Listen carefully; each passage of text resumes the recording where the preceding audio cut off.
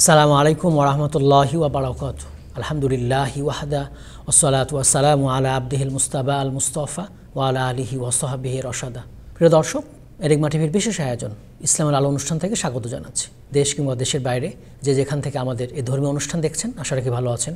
আমরা দোয়া করি আল্লাহ তাআলা আপনাদের সবাইকে সব জায়গায় সবসময় ভালো রাখুন। দর্শক, ইসলাম একটি পরিপূর্ণ জীবন ব্যবস্থা, শুধু ধর্ম না। ইসলাম আমাদের জীবনের সব বিষয় নিয়ে কথা বলেছে, ছোট বড় সব বিষয় নিয়ে কথা বলেছে। এই বিষয়গুলো নিয়ে আমরা এই অনুষ্ঠানে কথা বলে থাকি, তার মধ্যে প্রাধান্য দিয়ে থাকি আমাদের দৈনন্দিন জীবন ইসলাম মানতে গিয়ে আমাদের যেগুলো জানা খুবই জরুরি। আজ তেমন একটি বিষয় নিয়ে কথা বলবো, সেটা হচ্ছে যারা সলাৎ বা নামাজ ত্যাগ করে তাদের ব্যাপারে ইসলাম কি বলেছে। এখন আমাদের মধ্যে যারা সলাৎকে ইচ্ছা করে ছেড়ে দেয়, ইচ্ছা করে ছেড়ে দিচ্ছে, আবার কেউ সলাৎ ফরজ, আল্লাহ তাআলা ফরজ করেছেন, এটা অস্বীকার করছে, তাদের ব্যাপারে ইসলাম শরিয়ার বক্তব্য কী? তাদের ব্যাপারে ইসলাম শরিয়ার বক্তব্য হচ্ছে এটা কুফরি, কাফির, ইসলাম থেকে বহিষ্কৃত, এটা জাহান্নামী, চিরস্থায়ী জাহান্নামীরা। কিন্তু অপরপক্ষে যারা এই সলাতের ব্যাপারে ঈমান রাখে, বিশ্বাস রাখে, তারা কোনো কারণে পড়তে পারছে না, অলসতা করছে বা ব্যস্ততার কারণে পড়তে পারছে না, অথবা অলসভাবে পড়ছে, প্রকৃতি হেফাজত করছে না, তাদের ব্যাপারে ইসলাম শরিয়ার বক্তব্য হচ্ছে তারা কাফির না, তারা কি?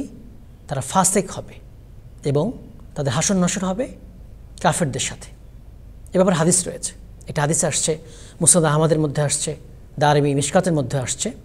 রাসূলুল্লাহ সাল্লাল্লাহু আলাইহি ওয়াসাল্লাম বলছেন, লম্বা হাদিস, শেষ দিয়ে বলছেন যারা সলাতের বা নামাজের প্রকৃত হেফাজত করবে না তারা ওয়াকানা ইয়াউমাল কিয়ামা মা কারুন ওয়া ফিরআউন ওয়া হামান ওয়া উবাই ইবনে খলফ, তারা কিয়ামতের দিন থাকবে কার সাথে? কারুনের সাথে। কার সাথে? ফিরআউনের সাথে। কার সাথে? হামানের সাথে। কার সাথে? উবাই ইবনে খলফের সাথে।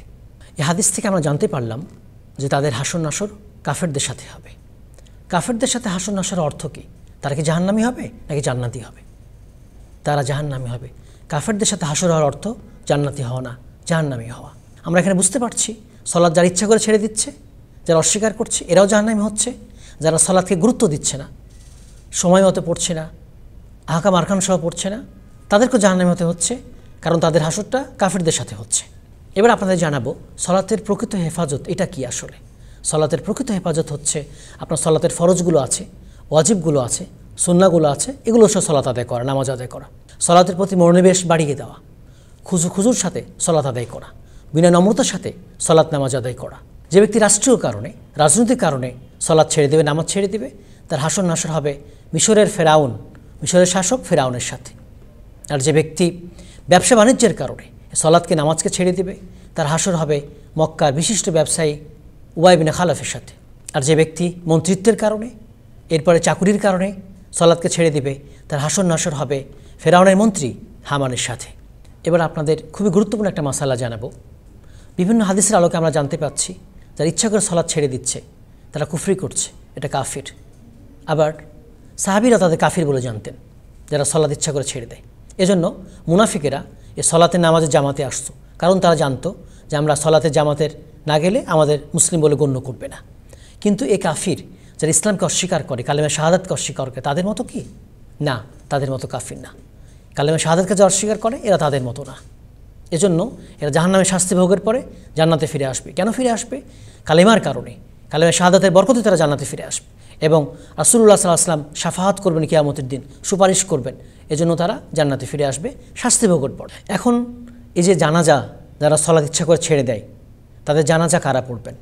তাদের জানাজা সাধারণ মানুষেরা পড়বেন, সামাজিক অনুশাসনের জন্য সাধারণ মানুষেরা পড়বেন, বিজ্ঞ আলেম কিংবা ইমামরা পড়বেন না। রাসূলুল্লাহ সাল্লাল্লাহু আলাইহি ওয়াসাল্লাম আত্মহত্যাকার জানাজা পড়েন নাই। রাসূলুল্লাহ সাল্লাল্লাহু আলাইহি ওয়াসাল্লাম যারা লোন ঋণ আছে তাদের জানাজা পড়েন নাই। যারা গনিমতের মাল খেয়ানত করেছে, আত্মসাৎ করেছে, জানাজা পড়েন নাই। তাহলে চিন্তা করুন, ভেবে দেখুন, যারা ইসলামের প্রধান ইবাদত, প্রথম ফরজ ইবাদত আদায় করছে না, তাদের ব্যাপারে কী সিদ্ধান্ত হবে আমাদের? সামাজিক অনুশাসনের জন্য আমাদের আরও কঠোর ব্যবস্থা গ্রহণ করতে হবে তাদের ব্যাপারে। আমরা সলাৎকে কেন এত গুরুত্ব দিচ্ছি? সলাৎকে গুরুত্ব দেওয়ার কারণ হচ্ছে রাসূলুল্লাহ সাল্লাল্লাহু আলাইহি ওয়াসাল্লাম অন্য কোনো ইবাদতের ব্যাপারে ছেড়ে দিলে কাফির বলেন নাই। রাসূলুল্লাহ সাল্লাল্লাহু আলাইহি ওয়াসাল্লাম শুধুমাত্র সলাৎ ইচ্ছা করে ছেড়ে দিলে তাদের কাফির বলেছেন। ইসলামের অন্য কোনো ইবাদতের ক্ষেত্রে এটা বলেন নাই। এজন্য আমরা সলাৎকে বেশি গুরুত্ব দিচ্ছি। সলাৎকে গুরুত্ব দেওয়ার আরও কিছু কারণ আছে। এই পৃথিবী থেকে এ সলাৎ বা নামাজ বিদায় নেওয়ার পরে কিয়ামত সংঘটিত হবে। মুসনাদ আহমদের মধ্যে এই হাদিসটা রয়েছে।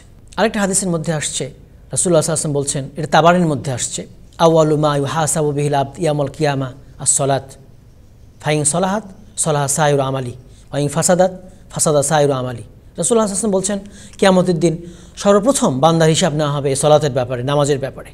ফাইন সলাহাত সলাহা সাইর আমালি, যদি তার সলাতের হিসাবটা, নামাজের হিসাবটা সঠিক হয়ে যায় তাহলে সব হিসাব সঠিক হয়ে যাবে। কিন্তু ওয়াইন ফাসাদাত ফাসাদা সাইর আমালিহি, যদি সলাতের হিসাবটা ভুল হয়ে যায়, আটকিয়ে যায়, তাহলে তার সব কিছু বরবাদ হয়ে যাবে, সব কিছু আটকিয়ে যাবে। আরেকটা হাদিস যেখানে রাসূলুল্লাহ সাল্লাল্লাহু আলাইহি ওয়াসাল্লাম মুমিন, মুশরিক, কাফিরদের পার্থক্য করেছেন। কিভাবে? এটা সহিহ মুসলিমে আসছে। তিনি বলছেন বাইনা রজুলি ওয়া বাইনা শিরকি ওয়াল কুফরি তারকুস সালাত। একজন মুমিন বান্দা, একজন মুসলিম বান্দা, একজন মুশরিক যে শিরক করে, একজন কাফের যে কুফরি করে, তাদের পার্থক্য হচ্ছে তারকুস সালাত, নামাজ ছেড়ে দেওয়া, সালাত ছেড়ে দেওয়া। মুমিন মুসলিম সালাত ছাড়ে না, নামাজ ছাড়ে না। কাফির সালাতকে ছেড়ে দেয়, মুশরিক সালাতকে ছেড়ে দেয়।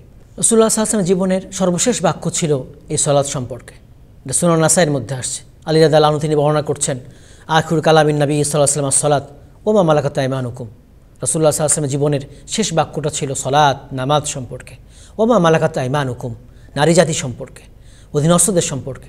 রাসূলুল্লাহ সাল্লাল্লাহু আলাইহি ওয়াসাল্লাম জীবনের শেষ দিকে এসে সালাতকে ভুলেন নাই। রাসূলুল্লাহ সাল্লাল্লাহু আলাইহি ওয়াসাল্লাম নারী জাতি, মহিলা জাতির সম্পর্কে ভুলেন নাই। আমাদের অধীনস্থ যারা আছে তাদের সম্পর্কে ভুলেন নাই। মুজামের মধ্যে বলা হচ্ছে কুরআন মাজিদে সবথেকে বেশি যে ইবাদত নিয়ে আলোচনা করা হয়েছে সেটা সালাত সম্পর্কে। 82 বার কমপক্ষে সালাত নিয়ে কথা বলা হয়েছে। আরও বেশি ইনডাইরেক্ট কয়েকবার বলা হয়েছে, অন্য কোনো ইবাদতে এভাবে বলা হয়নি। এজন্য ইসলামের সালাতের গুরুত্ব এত বেশি। আমরা আমাদের আজকের পর্বে যারা সালাতকে ছেড়ে দেয় তাদের সম্পর্কে হুকুম জানতে পেরেছি, সালাতের গুরুত্ব সম্পর্কে জানতে পেরেছি। যারা সালাতকে অস্বীকার করে বা সালাত ইচ্ছা করে ছেড়ে দেয় সেটা কুফরি হবে। যারা বিশ্বাস করে কিন্তু সালাত পড়ে না, এটা ফাসেক হবে এবং তাদের হাসর নাসর হবে কাফেরদের সাথে। আমরা কি কেউ চাই যে আমাদের হাসর নাসর হবে কাফেরদের সাথে? কিয়ামতের দিন আমরা কারুনের সাথে থাকবো, ফেরাউনের সাথে থাকবো, হামানের সাথে থাকবো, উবাই বিন খালাফের সাথে থাকবো? আমরা সেটা চাই না।